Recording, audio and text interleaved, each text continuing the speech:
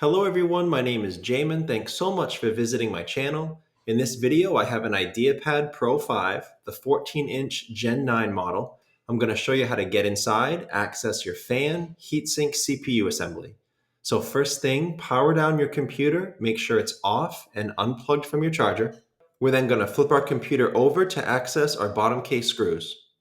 Now there are 6 screws in this bottom case. Once you remove those screws, you're going to take a small, flat pry tool. You're going to go inside the seam and gently pry up the bottom case from the rest of your computer.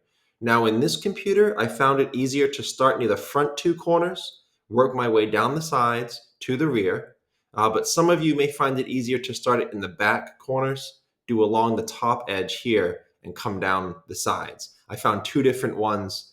So I don't know which one you'll have, but just be aware that both can be the case. After you remove your bottom case, this is what you see for the inside of your computer. Now, as a general computer repair side note, guys, whenever I'm working on a computer in my shop, it's sitting on an anti-static mat.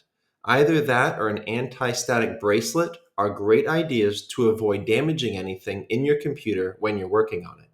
If you would like any help with tools or supplies for your project, as well as any of the replacement and upgrade parts for this specific model computer, I will have a link above, also below in the description, and it will be a list of all those tools and supplies and replacement parts for this computer.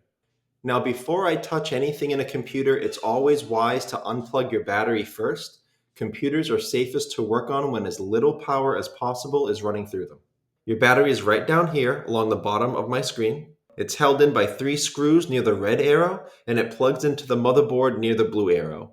Now be very careful when pulling on wires or cables in a computer. You can damage them. Sometimes if you pull too hard or incorrectly, you can pull them right out of their plug. So when you pull this out, be very careful. Try to grip it by the plug as much as possible. Wiggle it back and forth. Be very careful when unplugging that from the motherboard.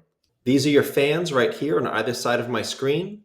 The vents are connected by this heatsink that goes over your CPU heat spreader right down here.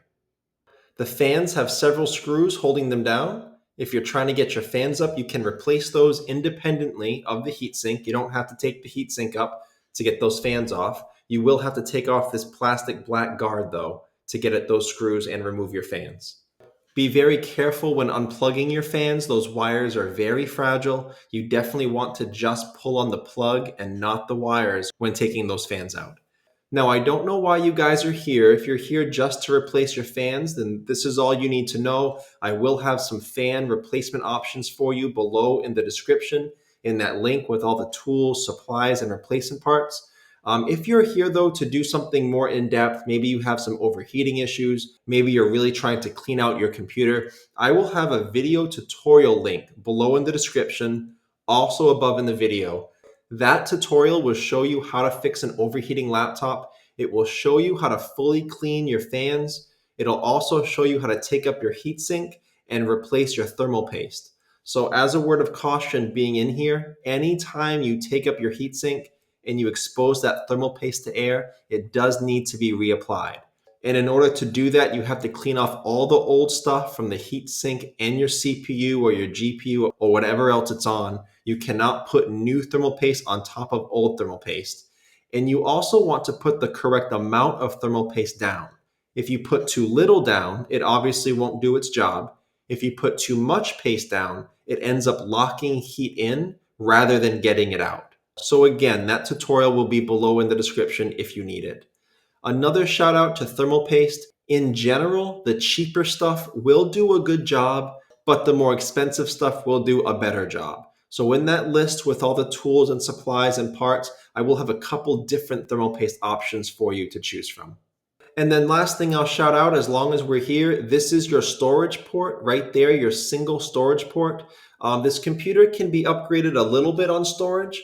But if you want to upgrade a lot of storage, you may have to do an external drive. If you want to find out more about upgrading your storage, check out the video that pops up when this one's done playing, and you'll see more about that. But that's the end of this video. If you have any questions, check out the FAQs below in the description. It could save you some time getting an answer. If you do need to leave me a question or comment, please do. I try to check those a couple times a day at least. Thank you so much for watching, everyone. I look forward to seeing you on my next video.